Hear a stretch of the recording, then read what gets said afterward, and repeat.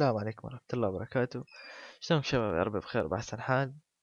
وياكم حسان لالوسي في سلسلة شرح ميزات الويندوز 8 والأشياء الجديدة اللي نزلت في الويندوز 8. طبعا الويندوز 8 لحد الآن مو كامل، بس نسخة بريفيو. وأنا نصبتها وشفت ميزاتها، وهي نسخة يعني حيل سريعة عن الويندوز 7، ومعالجتها أسرع وأحسن بهواي أشياء. معالجتها أسهل وأحلى، يعني كثير أشياء. إن شاء الله لما تنزل يعني ب26 أكتوبر قالوا تنزل تجربوها وتشوفوها ايش قد حلوة. وكلها هسه النسخ الموجودة بالسوق مو نسخ أصلية، يعني ناقصة مجرد تجريبية. بس إن شاء الله من تنزل النسخة الكاملة جربوها. عندنا من أهم الميزات اللي راح أشرحها بهالدرس اللي هي نافذة المترو، أو اللي احنا نعرفها اسمها ستارت، بس هسه سموها مترو. هاي المترو ننزل بيها من جوا. هاي احنا نسموها ديسكتوب. ننزل على الزاوية، ندوس هنا.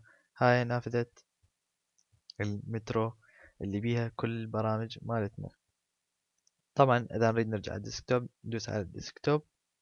يعني الديسكتوب نقدر نعتبره كبرنامج واحد عن المترو. مثل ما تشوفون هاي نافذة المترو. هنا راح يصير عندنا هاي الزاوية البرامج المفتوحة هنا.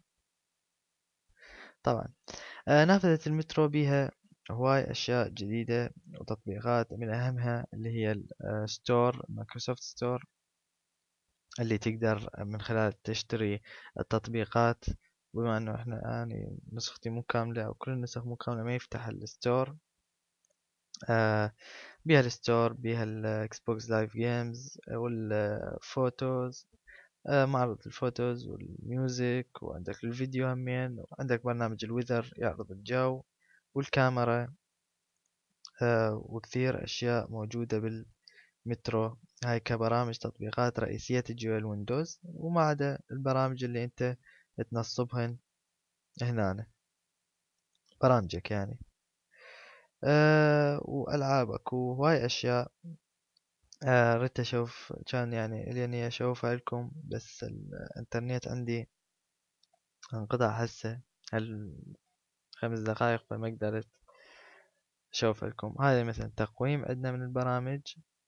عندنا هسه بالستارت. هسه لو نروح للديسكتوب مثلا، هسه احنا فاتحين التقويم، خليناه مفتوح. فد وين راح القاه مفتوح؟ ما راح القاه بالتاسك مانجر، لا راح القاه هنا فوق. تشوفون فوق راح القاه هذا التقويم. اقدر اجيب التقويم هسه تشوفون هو هنا فوق. هذا هنا الستارت مالتنا، وهنا التقويم اللي انا فتحته. اقدر اجيب التقويم واخليه هنا كاختصار، انه اقدر رأسا اوصل له.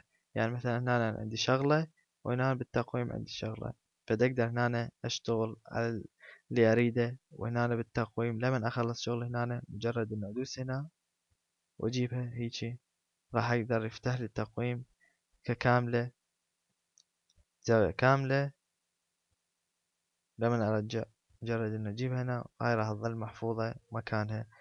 لمن اريد مجرد انه اسدها، راح تروح، راح يطلع لي بس الديسكتوب مالتي، ويظل التقويم هنا. هاي كل البرامج هذني هيجي. عندك البرامج اللي حلوة الموجودة اللي هي البيوبل، اللي هو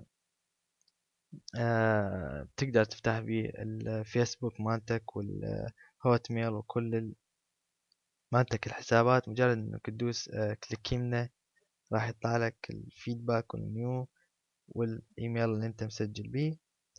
همين تقدر من فوق تدوس لها كليك وتوديها على اليمنى. صار عندك هنا، وهنا تفتح نافذة المترو وتسوي أي شي. همين تجيبها هنا تخليها بالنص. طيب هنا هيجي. همين صارت عندك نفس التطبيقات، يعني تحكم كامل عندك. هنا تقدر تسوي كونكت للفيسبوك مالتك، وحساب المايكروسوفت، وحساب الجوجل، كل الحسابات مالتك. دست بالغلط طبعا. أي والواتس نيو والمي، يعني كل مالتك الحسابات تقدر تسوي لها. ومن الميزات الحلوة من اللي شفتها بالويندوز 8، انك تدخل على مالتك الاكونت مالتك الاكونت، وهي راح اشرحها الدرس الجاي ان شاء الله.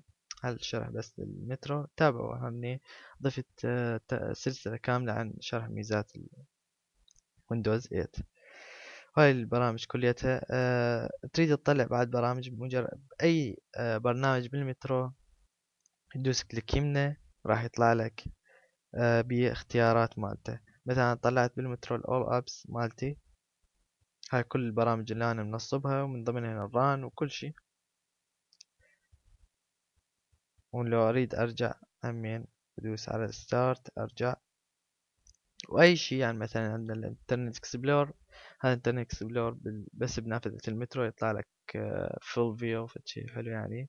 همين دوس كليك يمنه راح يطلع لك الأشياء الفاتحين مثلا.